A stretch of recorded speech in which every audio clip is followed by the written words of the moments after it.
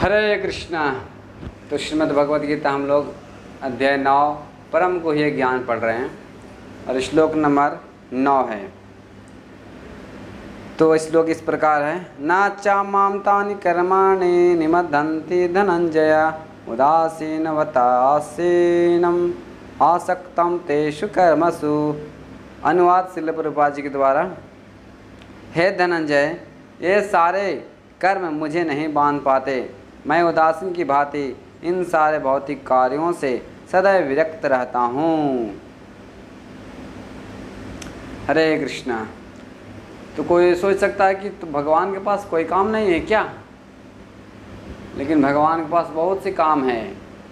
वो भगवान जो है भौतिक कार्य नहीं करते हैं, वो आध्यात्मिक कार्य में निमग्न रहते हैं। शास्त्र में बताया गया है कि वैकुंठ में चाहे इस धराधाम में आते हैं तो सिर्फ आध्यात्मिक कार्य ही करते हैं। जो भी कार्य हो, कुरुक्षेत्र में उपदेश देते हो या वृंदावन में ग्वाल बाल के साथ क्रीड़ा करते हो, गोचारण करते हो, सब प्रकार से भगवान श्री कृष्ण का आध्यात्मिक कार्य है। तो आध्यात्मिक कार्य में वो किसी कर्म के बंधन में नहीं पड़ते हैं। भगवान के भक्त नहीं पड़ते हैं तो भगवान है। जो व्यक्ति, जो जीव, जो आत्मा भगवान की सेवा में लिप्त हो जाते हैं, पूरी तरह से निमग्न हो जाते हैं, तो वो व्यक्ति भी उस कर्म का बंधन में नहीं पड़ते हैं। तो भगवान है। भगवान यहाँ खुद बोल रहे हैं कि ना चा माम तानि कर्माणि, कोई भी कर्म से निमद्धन्ति धनंजया, मैं बंधन नहीं पड़ता हूँ। तो कैसा रहता हूँ मैं? उदासीन की तरह रहता हूँ। आसक्ता तेषु कर्मसु, इस प्रकार से मैं विरक्त रहता हूँ। जैसे एक एग्जाम्पल श्रील प्रभुपाद जी इसमें देते हैं। इससे आपको बहुत एक उदाहरण से शिक्षा मिलेगी जो प्रभुपाद जी यहाँ बताए हैं।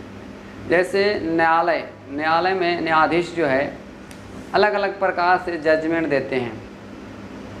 वो किसी को फांसी की सज़ा सुना रहे हैं तो जज जो है ऐसे रोता हुआ नहीं कहता मैं आपको फांसी की सज़ा दे रहा हूँ, और रोते हुए ऐसा नहीं बोलता है इसका क्या होगा।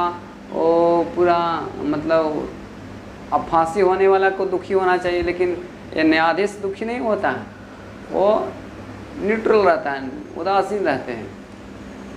किसी के कारावास हो रहा है, किसी को उम्र कैद हो रहा है, तो इस प्रकार से वो विचलित नहीं होते हैं।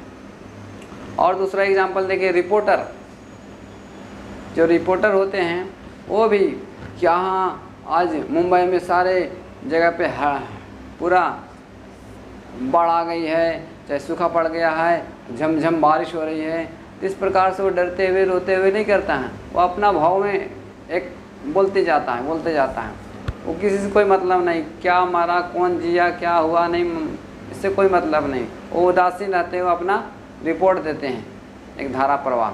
उसी प्रकार से न्यायाधीश है, उसी प्रकार से भगवान श्री कृष्ण जो है इस संसार में जो भी कार्य करते हैं वो बहुत ही आसक्ति नहीं रहते हैं। जैसे एग्जाम्पल देखें, भगवान श्री कृष्ण जब द्वारका में आए, कंस को मारने के बाद वो राजा नहीं बने।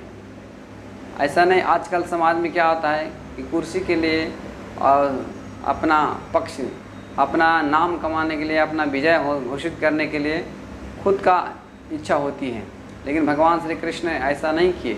वो अपने नाना उग्रसेन यानी कंस के पिता उग्रसेन को ही राजा बनाए मथुरा का। तो इस प्रकार से बहुत से भगवान श्री रामचंद्र भी देखें, रावण को मारने के बाद वो खुद राजा नहीं बने।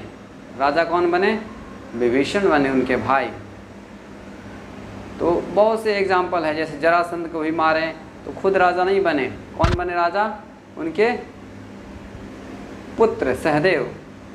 इस प्रकार से भगवान जो है भौतिक कार्य में लिप्त नहीं होते हैं। वो 100% आध्यात्मिक उनका शरीर है, उनका 100% 100% उनका कार्य भी आध्यात्मिक होते हैं। तो बहुत से मूर्ख लोग बोलते हैं कि भगवान ने ऐसा किया, भगवान ने वैसा किया। ये सब सिर्फ ना जानने के कारण ऐसा बोलते रहते हैं। तो इसीलिए भगवद गीता यथारूप पढ़नी चाहिए, एज इट इज पढ़नी चाहिए। जो भगवान के जो सच्चे भक्त हैं, शुद्ध भक्त हैं, उनके मुख से सुनेंगे, समझेंगे तो हमारा जीवन भी सफल होगा। हम भी कर्म बंधन से छूट सकते हैं और भगवान के धाम जा सकते हैं। इस श्लोक में यही बताया जा रहा है कि हम भगवान की सेवा में लगेंगे तो हम भी कार्य से बंधन से छूट जाएंगे। भगवान तो छूटते ही, इस श्लोक में जैसे बता रहे हैं, ये धनंजय, ये सारे कर्म मुझे नहीं बांध पाते, मैं उदासीन की भांति इन सारे कार्यों, भौतिक कार्यों से सदैव विरक्त रहता हूँ। तो आप भी विरक्त हो सकते हैं। जैसे साधु संत क्या ज़रूरत है, जो भी ज़रूरत है भगवान की सेवा के लिए लगाते हैं। इस प्रकार से सारे संसार उन्हीं का है, सारे आदमी उन्हीं का है, हर चीज़ उन्हीं का है। हम उन्हीं की सेवा में लगाकर हमारा जीवन सफल होगा। यही सबसे बड़ा वैराग्य भी है, त्याग है। कोई बोल सकता है त्याग क्या है? त्याग यही है कि जो भी वस्तु है आपके पास है, ये संसार में है, वो भगवान की सेवा में लगा दो। यही सबसे बड़ा त्याग है और संन्यास है। ठीक है जी। हरे कृष्णा।